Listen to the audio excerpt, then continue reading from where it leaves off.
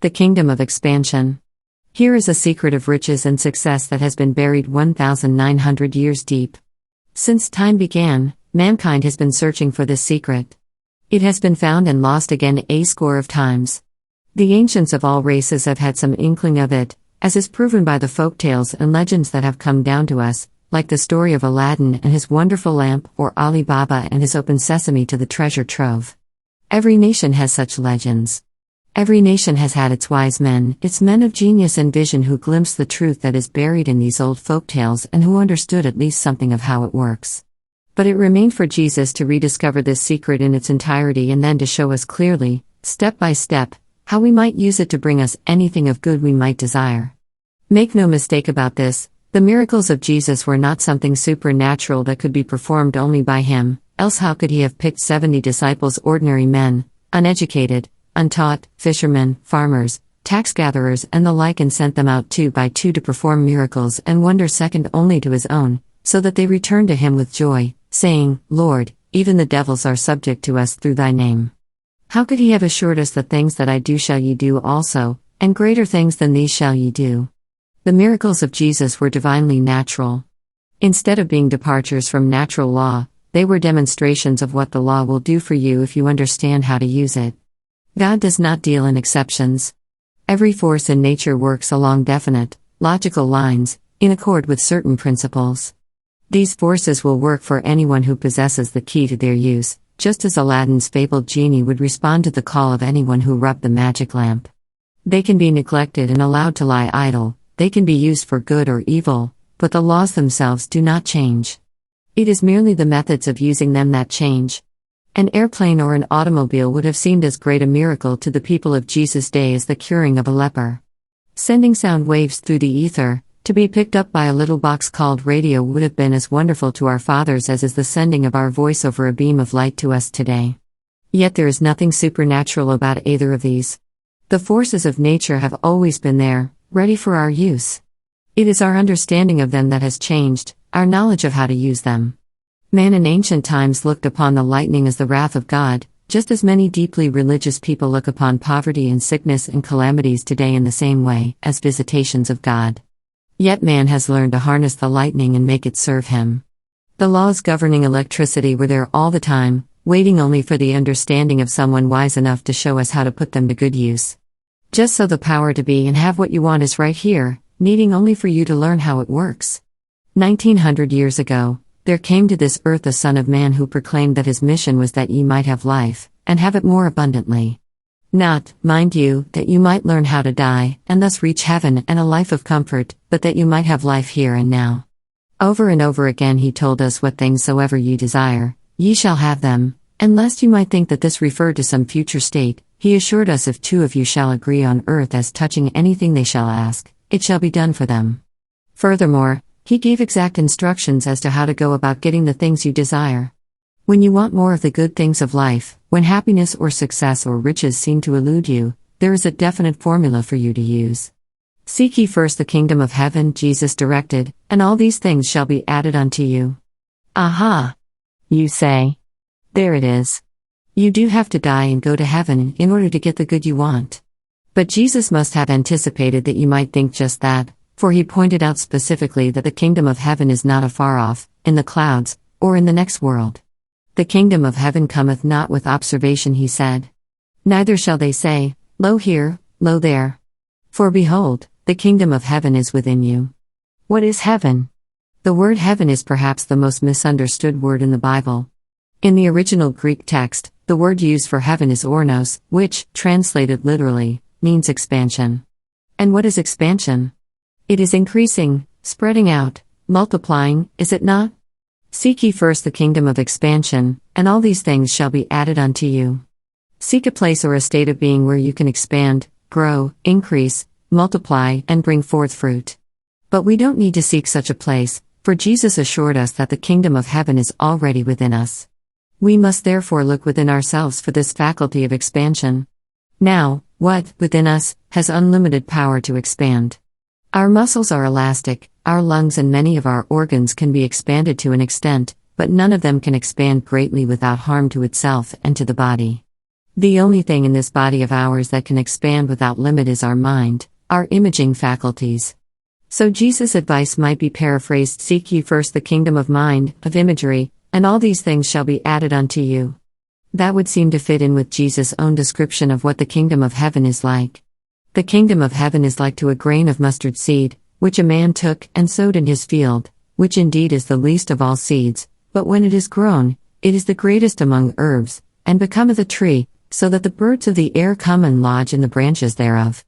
The kingdom of heaven is like unto leaven, which a woman took and hid in 3 measures of meal until the whole was leavened. What is the property of a mustard seed? It spreads. A single seed will grow into a tree, a single tree will produce enough seeds to plant a great field.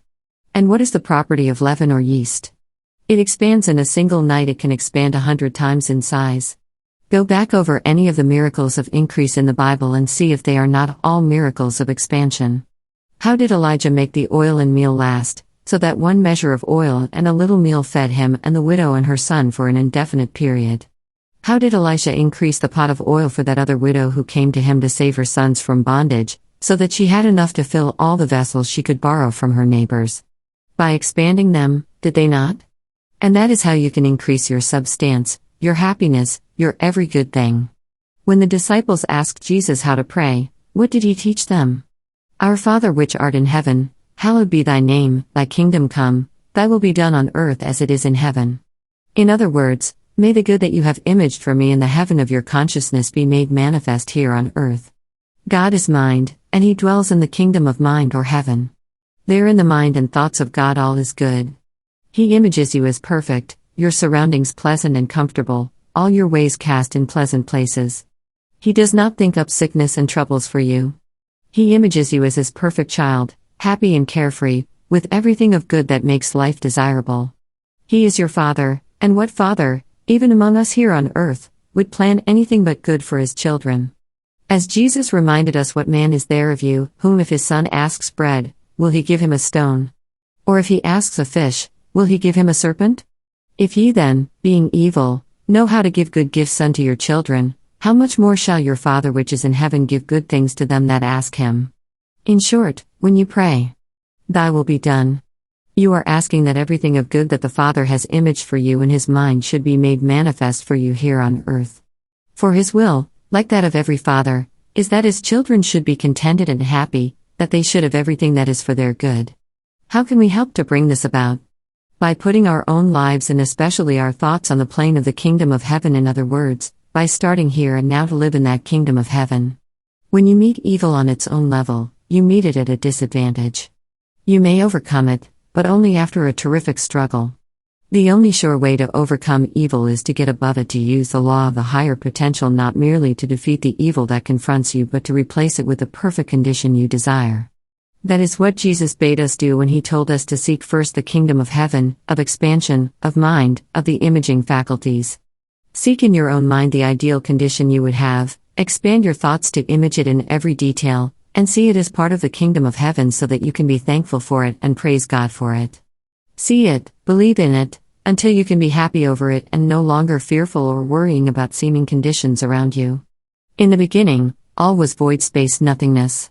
How did God construct the planets, the firmaments, the earth, and all things on and in it from this formless void? By first making a mental image on which to build. That is what you, too, must do. You control your destiny, your fortune, and your happiness to the exact extent to which you can think them out, visualize them, see them, and allow no vagrant thought of fear or worry to mar their completion and beauty. The quality of your thought is the measure of your power. Clear, forceful thought has the power of attracting to itself everything it may need for the fruition of those thoughts. As W.D. Wattles puts it in his Science of Getting Rich, there is a thinking stuff from which all things are made and which, in its original state, permeates, penetrates, and fills the interspaces of the universe. A thought in this substance produces the thing that is imagined by the thought. Man can form things in his thought, and by impressing his thought upon formless substance, can cause the thing he thinks about to be created. The connecting link between your conscious mind and the kingdom of heaven is thought, and every thought that is in harmony with progress and good, every thought that is freighted with the right idea, can penetrate to the heaven mind. And penetrating to it, it comes back with the power of God to accomplish it. You don't need to originate the ways and means. God knows how to bring about any necessary results. There is but one right way to solve any given problem. When your human judgment is unable to decide what that one right way is, turn to the Lord for guidance. You need never fear the outcome, for if you heed His advice you cannot go wrong. Always remember your mind is but a conductor, good or poor as you make it for the power of the universal mind or God. And thought is the connecting energy. Use that conductor, and you will improve its conductivity. Demand much, and you will receive the more. The Lord is not a niggard in any of His gifts. Ask and ye shall receive, seek and ye shall find, knock and it shall be opened unto you. That is the law of life. And the destiny of man lies not in poverty and hardship, but in living up to his high estate in unity with the heaven mind, with the power that governs the universe. To look upon poverty and sickness as sent by God and therefore inevitable, is the way of the weakling. God never sent us anything but good.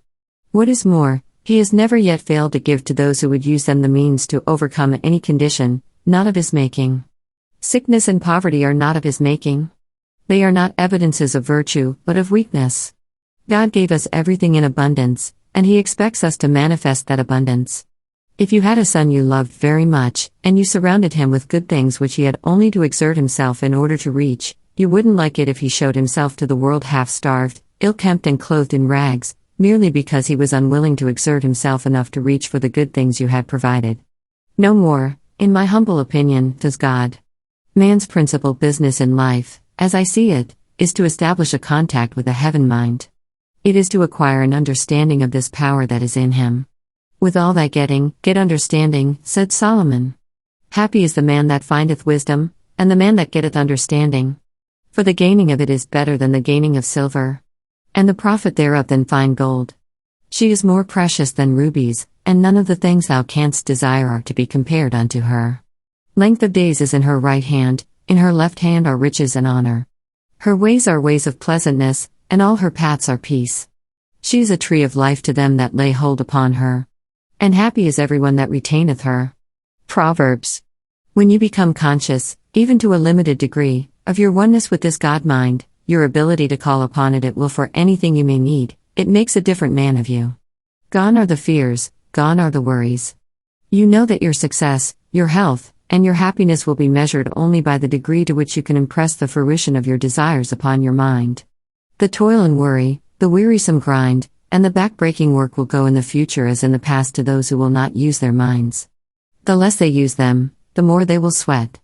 And the more they work only from the neck down, the less they will be paid and the more hopeless their lot will become. It is the mind that rules the world.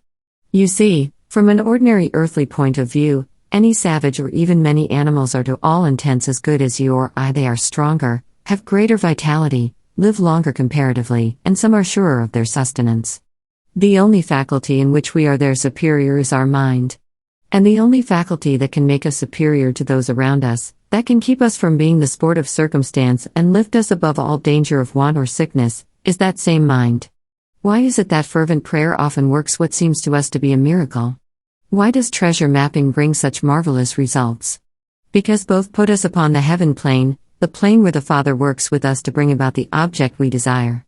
When you pray earnestly, you see in your mind's eye the condition or result you desire. When you treasure map, you picture on paper the condition you want to see realized. And that is exactly how God worked when He created the world. In the beginning was the Word, the mental image. In the beginning, He formed a picture in His own mind of what He wanted to create.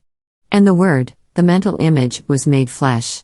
It was made manifest, became reality for all to see.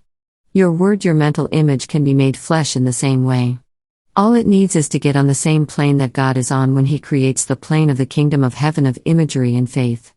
Remember the words of the psalmist in thy book, all my members were written, when as yet there was none of them, and elsewhere in the scriptures, you find the Lord made the earth and the heavens, and every plant of the field before it was in the earth, and every herb of the field before it grew. That is the way you must create the conditions you desire.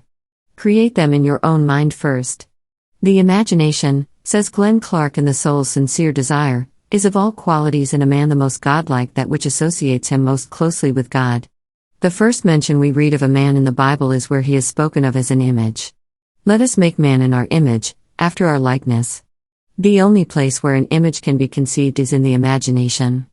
Thus man, the highest creation of God, was a creation of God's imagination. The source and center of all man's creative power, the power that above all others lifts him above the level of brute creation, and that gives him dominion, is his power of making images, or the power of the imagination. There are some who have always thought that the imagination was something that makes believe that it is not. This is fancy, not imagination. Fancy would convert that which is real into pretense and sham. Imagination enables one to see through the appearance of a thing to what it really is. There is a very real law of cause and effect which makes the dream of the dreamer come true. It is the law of visualization, the law that calls into being in this outer material world everything that is real in the inner world. Imagination pictures the thing you desire. Vision idealizes it. It reaches beyond the thing that is, into the conception of what can be. Imagination gives you the picture. Vision gives you the impulse to make the picture your own.